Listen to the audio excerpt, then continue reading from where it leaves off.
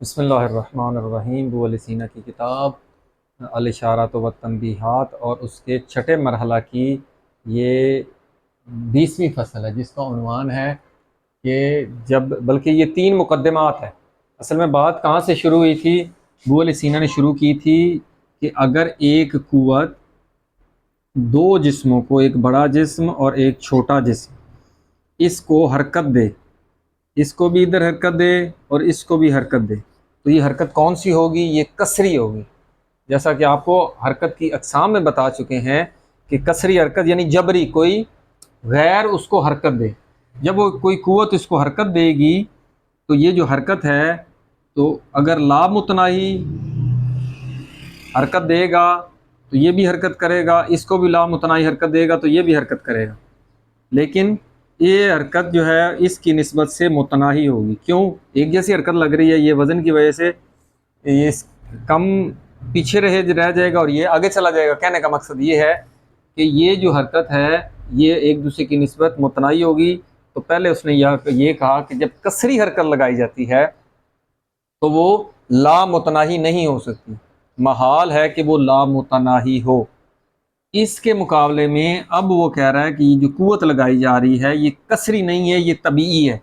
طبیعی آپ سے عرض کیا تھا، جیسے کہ انسان کے جسم میں حرکات ہو رہی ہیں، انسان کو شعور و ادراک بھی نہیں ہے، لیکن وہ بالطبع ہو رہی ہیں، طبیعت کی وجہ سے ہو رہی ہیں۔ وہ بتانا یہ چاہ رہا ہے کہ یہ جو جسم پہلا جسم ہے یا جو دوسرا جسم ہے، اس کے اندر جو قوت پائی جا رہی ہے وہ اس کی طبیعی قوت ہے جو اس کو حرکت دے۔ 2 چیزیں ہو گئیں، ایک اس کے اندر قوت ہے اور ایک جو حرکت دینی ہے۔ اور حرکت کس میں ہوگی؟ حرکت جسم میں ہوگی۔ حرکت کس وجہ سے آ رہی ہے؟ قوت کی وجہ سے۔ قوت کون سی ہے؟ قوت طبیعی۔ جب وہ لامحدود ہونا محال ہے تو کہتا ہے کہ یہ بھی محال ہے کہ قوت طبیعی بھی لامتناہی حرکت دے سکے، نہ یہ دے سکتی ہے کسری، نہ قوت طبیعی۔ تو اس کے 3 قوانین ہیں، جیسے کہ نیوٹن کے 3 لاز ہیں۔ یہاں پر ابو سینا نے بھی جسم میں طبیعی میں جو حرکت ہے وہ متناہی ہوگی، یعنی لا متناہی نہیں ہوگی، اس پر 3 قوانین بنائے ہیں۔ پہلا قانون کیا بنایا ہے کہ اذا کان شیء ما، جب کوئی ایک شے یحرک جسمن، جب کوئی ایک شے ایک جسم کو حرکت دیتی ہے۔ اب یہ خارجی نہیں ہے بلکہ یہ اب طبیعی کہہ رہا ہے۔ جب کوئی شے ایک جسم کو حرکت دیتی ہے، ٹھیک ہے، یہ اس کی اندر جو قوت ہے وہ اس کو حرکت دے گی۔ ولا ممانعۃ فی ذالک الجسم، اور اس جسم میں کوئی چیز مانع اور رکاوٹ بھی نہیں ہے کہ اسے روکے حرکت سے۔ جب وہ قوت حرکت دے گی تو حرکت کرے گا۔ وہ کہہ رہا کوئی مانع اور رکاوٹ نہیں ہے، تو کانا قبول الاکبر، تو جو بڑے کا للتحریک، بڑے کا حرکت کو قبول کرنا، یہ بڑا جسم ہے، یہ اس کے اندر قوت لگ رہی ہے، یہ بھی حرکت کو قبول کرے گا اور یہ بھی حرکت کو قبول کرے گا۔ تو جو کانا قبول الاکبر للتحریک، بڑے کا حرکت کو قبول کرنا، مثل قبول الاسکر، چھوٹے کی مثل حرکت کو قبول کرنا ہے۔ کیوں؟ کیونکہ مانع رکاوٹ تو ہے نہیں۔ اس کی قوت حرکت دے گی یہ بھی کرے گا، اس کی قوت حرکت دے گی، طبیعی قوت حرکت دے گی تو وہ بھی طبیعی قوت اس کو حرکت دے گی تو یہ بھی حرکت کرے گا۔ تو پھر کیا کہتا ہے؟ نتیجتاً لا یکون احدہما اعصا والآخر اطوا۔ اس کا معنی کیا ہوتا ہے؟ آسا معنی سرکش اور اطوا معنی مطیع، اس سے تو ایک ان میں سے سرکش نہیں ہوگا اور ایک مطیع نہیں ہوگا۔ اس سے کہنے سے کیا مراد ہے؟ وہ کہتے ہیں کہ یہ زیادہ فاصلہ نہیں نہ طے کرتا، جس طرح پہلے اس نے بتایا تھا، اس طرح نہیں ہوگا جیسے کسری قوت میں ہوا تھا کہ ایک پیچھے رہ گیا تھا کیونکہ وہ کوئی رکاوٹیں آ گئی تھی تو وہ پیچھے رہ گیا، اور دوسرا مطیع ہے، اس میں کوئی رکاوٹ نہیں آئی تو وہ آگے چلا جائے گا۔ وہ کہتا ہے اس طرح جیسے پہلے ہوا تھا ویسے نہیں ہوگا۔ کیوں؟ کیونکہ کان قبول الاکبر للتحریک مثل قبول الاصغر، بڑے اور چھوٹے ایک طرح کی حرکت کو قبول کریں گے، اس حیثیت سے کہ لا معاوقۃ اصلا، کوئی رکاوٹ جو نہیں ہے، کوئی مانع جو نہیں ہے۔ یہاں پر بڑا ہونا جب کسری دی تھی تو بڑے جسم میں ایک مانع تھا، اس کا سائز یا اس کا وزن۔ یہ ہو گیا پہلا قانون، اور بالکل یہ ویسے ہی ہے جیسا کہ سائنس کہتی ہے کہ جب ایک چیز ساکن ہے تو جب تک اس کو کوئی حرکت نہیں دے گا وہ ساکن ہی رہے گی۔ اسی طرح کوئی جسم اگر حرکت کر رہا ہے تو وہ حرکت ہی کرتا رہے گا جب تک کہ اسے کوئی چیز روکے نہ۔ تو ہم جب کسی چیز جسم کو حرکت دیتے ہیں تو ہوا کی یا جس جہاں پر زمین کی رگڑ یا جس طرح کا وہ سرفیس ہوگی اس کی رگڑ سے وہ مانع اور رکاوٹ ہے کہ وہ دور جائے گا یا کم دور جائے گا، تو وہ مانع اور رکاوٹیں ہوتی ہیں، تو اس وجہ سے وہ رک جاتا ہے۔ یہاں پر بالکل یہ پہلا جو قانون دیا اس نے ابو علی سینا نے۔ اب آ گیا دوسرا، پہلا پتہ لگ گیا کوئی معاوق نہ ہو تو جتنا بڑا حرکت کو قبول کرے گا برابر اتنا ہی چھوٹا قبول کرے گا، لیکن کون سی کبیت؟ کسری نہیں، طبیعی۔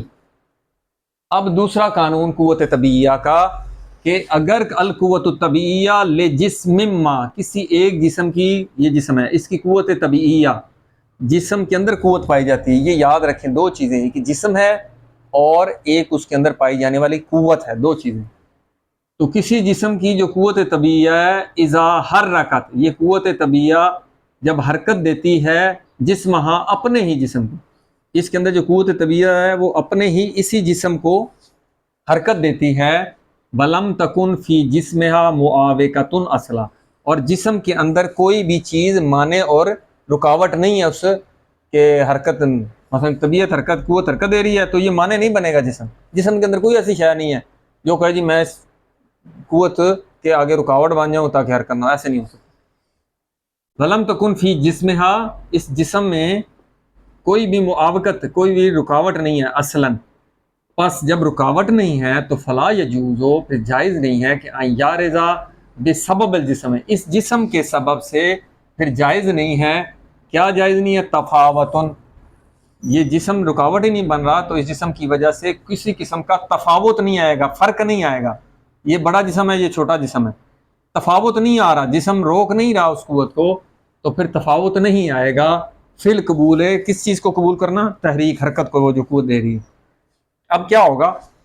بل اسا، بلکہ یہ ہو جائے گا کہ ان یارضا ذالکا، کہ یہ تفاوت جو عارض ہوتا ہے بے سبب القوت، ایک قوت کے سبب ہوگا، نہ کہ جسم کے سبب، جسم نہیں، یہ معنی نہیں ہے، یہ قوت جو ہے اس کے سبب سے آئے گا، جس کی وضاحت یہ تیسرے میں آئے گا کہ جسم کے اندر جو قوت ہوتی ہے، جسم الگ چیز ہے، قوت اس کے اندر پائی جاتی ہے وہ الگ چیز ہے، اس لیے کہہ رہا ہے کہ یہ جو جسم کی وجہ سے تفاوت نہیں آئے گا کہ جسم بڑا ہے یا جسم چھوٹا ہے، اگر تفاوت آئے گا ان کی حرکت میں تو تفاوت آئے گا اس قوت جو اس کے اندر پائی جا رہی ان دونوں جسموں کے اندر۔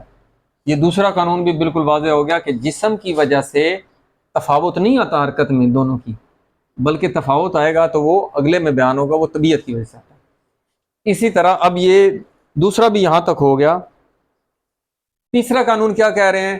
تیسرا قانون یہ کہہ رہے ہیں کہ القوت فی الجسم الاکبر، بڑے کے، اب قوت کی بات ہو رہی ہے، اب جسم کی بات نہیں ہو رہی، کیونکہ یہ بیان کر چکے ہیں کہ دوسرے میں جسم کسی قسم کی رکاوٹ نہیں بنتی، اب بات ہو رہی ہے جسم کے اندر جو قوت پائی جا رہی ہے، جو بڑے جسم میں قوت ہے، القوت فی الجسم الاکبر، بڑے جسم کے اندر جو قوت ہے، اذا کانت، جب وہ ہوگی متشابہتاً للقوت فی الجسم الاصغر، وہ مشابہ اگر ہوگی اس کے اندر جو قوت ہے، وہ اصغر میں جو قوت پائی جا رہی ہے اگر اس کے متشابہ ہوگی، ایک جیسی ہوگی، تو حتیٰ یہاں تک کہ لو فصلہ من الاکبر مثل الاصغر، تو پھر فصلہ یعنی معاوق، وہی فاصلہ کرنا، وہ ایک دوسرے میں جو فرق لانا ہے، معاوق، وہ کیا ہوگا؟ اکبر میں کیا ہوگا؟ مثل الاصغر، وہ مثل اصغر کے ہوگا، ٹھیک ہے؟ اگر موافقت آئے گی بھی تو وہ قوت کی وجہ سے آ رہی ہے، وہ دونوں میں اس میں ہوگی۔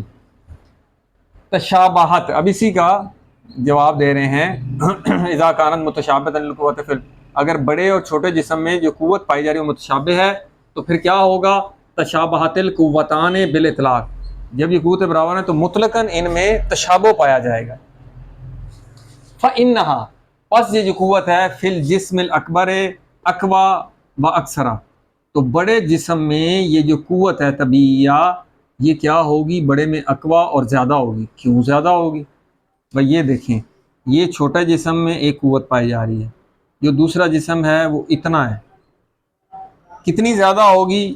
اتنی جو ہے یہ اس میں تو یہ والی اور یہ برابر ہے، یہ والی جو اضافی ہے اس کے مقابلے میں، اس اصغر کے مقابلے میں یہ اضافی ہے، یہ والی اور یہ والی تو برابر ہے، تو وہ یہ کہہ رہا ہے کہ یہ جو قوت ہے وہ بڑے جسم میں اقوی و اکثر، وہ زیادہ ہوگی، کس کی بنسبت؟ من الجسم الاصغر، اصغر کی نسبت اس میں قوت زیادہ ہے، کیوں؟ کیونکہ یہ اور یہ برابر ہیں، باقی جو ہے اس کی وجہ سے زیادہ ہے۔